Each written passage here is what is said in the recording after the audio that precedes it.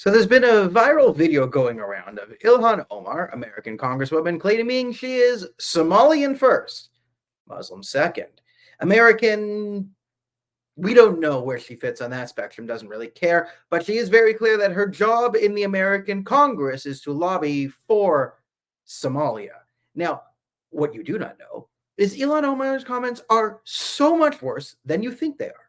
And to break down why Ilhan Omar, I'm going to make the case, is basically Adolf Hitler.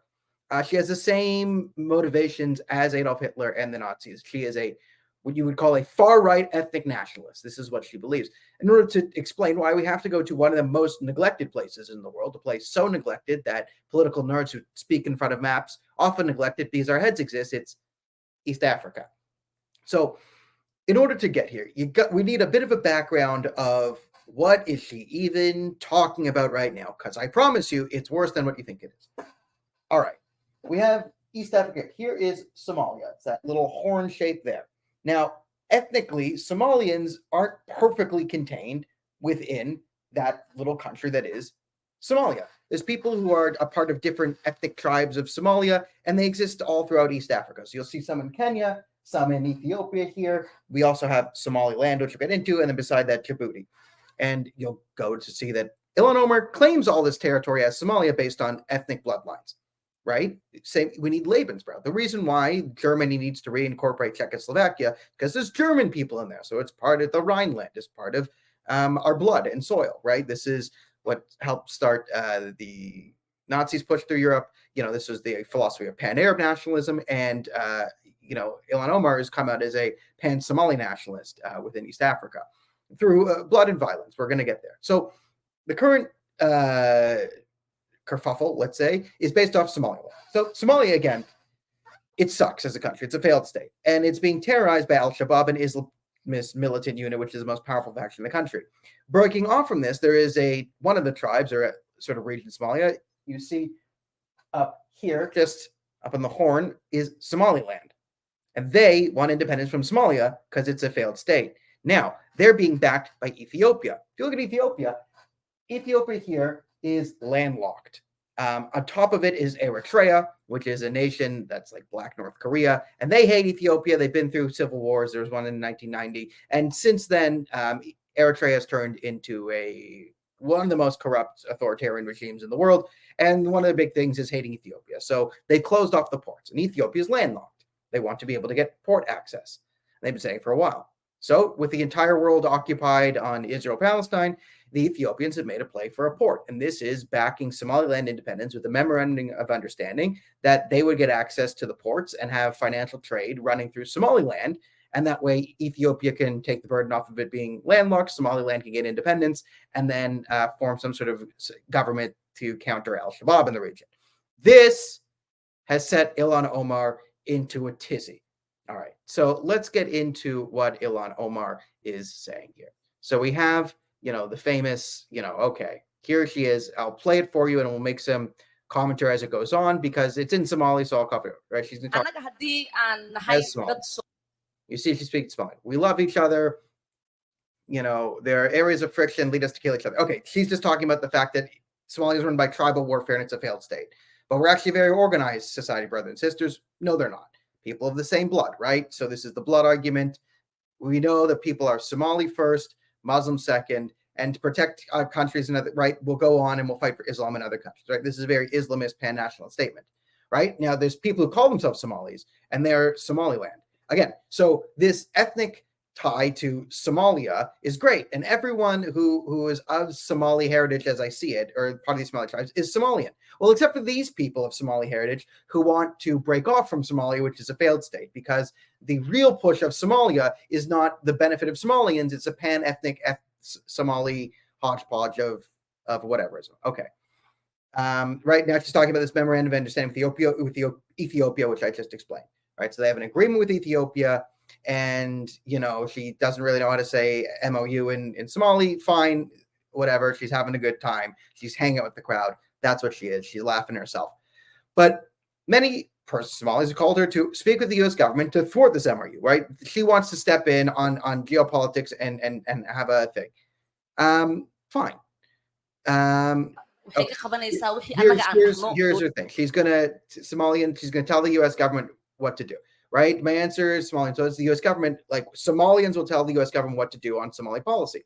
Now, on its face, I don't mind people advocating for foreign policy in the United States, but if you should argue it based on an American perspective, not building some pan-Somali homeland for Ilhan Omar, right? Which is what we're talking about here. All right, they will do nothing else. They must follow our orders. We must call the shots in the U.S. We live and pay taxes, so we get the entitlement here is amazing. And okay, water stolen by Ethiopia. Okay, as long as I'm in U.S. Congress, Somalia will never be in danger. Its waters will not be stolen by Ethiopia. Now, you to blame all this in Ethiopia. Again, what she is talking about is Ethiopia getting port access in Somaliland, which wants to separate from Somalia because it's a failed state. And if you notice, it's interesting that Ilhan Omar, who loves Somalia so much, has never had this type of passion for the al-Shabaab terrorists who have been brutalizing and murdering, Somali civilians for decades. That's all par for the course. It's really the fact that, oh no, we cannot have Somaliland declare independence and then sign an agreement with Ethiopia to facilitate trade between the two of them. That can't be. That's the number one problem facing Somalia, not the aforementioned supreme ethnic warfare going on, right? Blah, blah, blah, steal sleep comfort, and I'm going to here protect Somalia from the inside. Like she's full on team Somalia. Fine. Protect your interest. Your plight of that in Somalia. Like, okay, again, all of this is fine. But we're going to get to the big part here, which is she is eventually going to get into, okay, one, she loves the president of Somalia, who's a corrupt, lunatic. But she likes that he fights Ethiopia and Somaliland. That's very good. However, we speak Somalia as a failed state. We're resilient people who fight against all odds. Like Somalia, so-called failed state. No, Somalia is a failed state. There's a reason why Somalia is a failed state. And the failed state is Somalia with the president who has no control over the country and hasn't done anything for its people. But Ilhan Omar now likes this guy because he's fighting Ethiopia and Somaliland. Great stuff from Miss peace at any cost. Peace at any cost. People steal our land, right? It's her land. She's not American. Somaliland can't have self-determination. That's against Ilhan Omar's interest in Minnesota. Okay, so she's rah-rahing the base. We're gonna get to the absolute kicker here very soon, because the Somalian president needs us. Okay, that's interesting. She said Somalia is for Somalia only. Like, again, we're gonna break that down. Somalia is for Somalia only. Again, we're going to show you. There are ethnic Somalis in Somalia, but they're non-ethnic Somalis in Somalia. Just so there are ethnic Somalis in Ethiopia and non-ethnic Ethiopians, but they became part of Ethiopia. And Ilhan Omar is very, very upset with this. We're going to get to the big thing right now. Our land cannot be divided. Ethiopia can have stolen, continue to occupy regions of Somalia which belong to Somalia. There, boom. Okay, here it is. Here is the big one. We're going to stop here and really hammer home on that. Okay. This is what Ilhan Omar is. She is a far-right ethnic nationalist who wants religious and ethnic conflict throughout East Africa to promote her own ethnic group supremacy. This is, hard-right ethno-nationalistic expansionism warfare to rule as an ethnic majority based on, Islamic principles. This is what she believes. So again, she's claiming that Ethiopia and Kenya have already stolen their lands. No part of Ethiopia and Kenya were ever officially part of any Somalia. For example, Ethiopia was like one of the last countries to be colonized. It was only really colonized under fascist Italy when Mussolini took it over with just superior air power. But they resisted the Italians like 100 years earlier. There are people within Ethiopia who come from certain tribes elsewhere, right? This is part of human beings. Like this should make sense to anyone.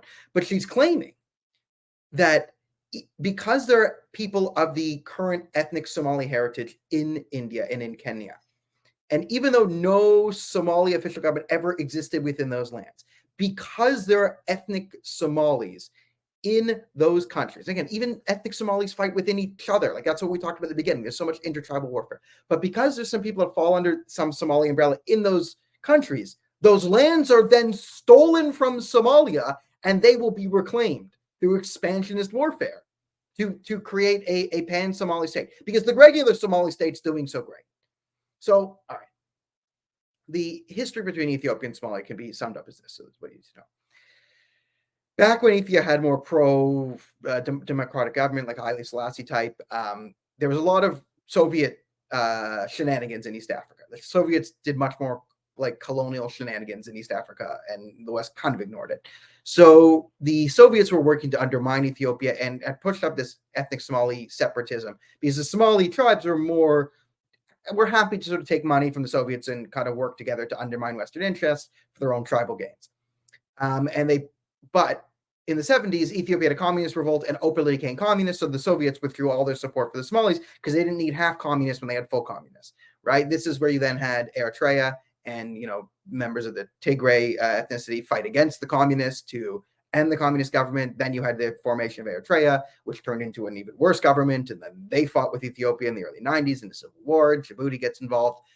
Needless to say, that's sort of the background there. And because Ethiopia is now landlocked because they lost Eritrea, they want port access. And Somaliland wants to break away from Somalia, because Somalia is a failed state run by warring ethnic tribes who haven't been able to find any sort of basic coexistence at all. And if you want to call me hypocritical, because I'll support Somaliland's independence, but not other separatist movements in nations like Iran or India, it's because the main problem with, ethnic separatism is it can turn a country into Somalia. Khalistan will instantly become a failed state and will be a proxy for both Chinese and Pakistani interference. It will devolve into ethnic violence, create conflict. That's the fear of ethnic separatism within somewhat functioning countries. But Somalia is a failed state. It is ethnic warfare. It is that worst case scenario. So if a region wants to break off, form an actual democracy, fight against the terrorists in Al-Shabaab, and form an alliance with Ethiopia, a regional neighbor, for mutual prosperity that the West doesn't have to get involved in. This is a beautiful thing. To go against Ilhan Omar, we can be the isolationists. I can say, great, I care about this. Let's do nothing. Let's let Ethiopia, Somalia, and Somaliland figure this out. And if Somaliland can become a viable state with the backing of Ethiopian trade, and Ethiopia can become an even more viable and prosperous state now that they have port access, and they can get into a mutually symbiotic relationship with Somaliland, great. Great. Everyone wins except Ilhan Omar, which means she loses, which means I win, and the world wins. So that's what you need to know. Ilhan Omar is so much worse than you think she is. This is not just another progressive, woke intersectional politics, just saying stuff for Somalia. No. In terms of like what she believes is Somalia, she is a Nazi. She is a blood and soil ethnic nationalist. Hard right. Then this is sort of the hard left. Like she's hard left too. This is the horseshoe theory, where hard left politicians like Ilhan Omar, when you get down to it, when they actually believe in things and you just change the genders or races around a little bit and you get it to her little in-group thing, she becomes Adolf Hitler. And there it is. So that's what you get for this channel. You get lots of let's say, geopolitical breakdowns. Thanks for being here today. We'll have more videos out tomorrow. Like, share, subscribe, push the buttons on the internet, donate to the links down below if you want to support us, the National Telegraph, and what we do. And just keep in mind, anything Ilhan Omar says, I will be there to counter and make sure that she cannot destroy the world even further.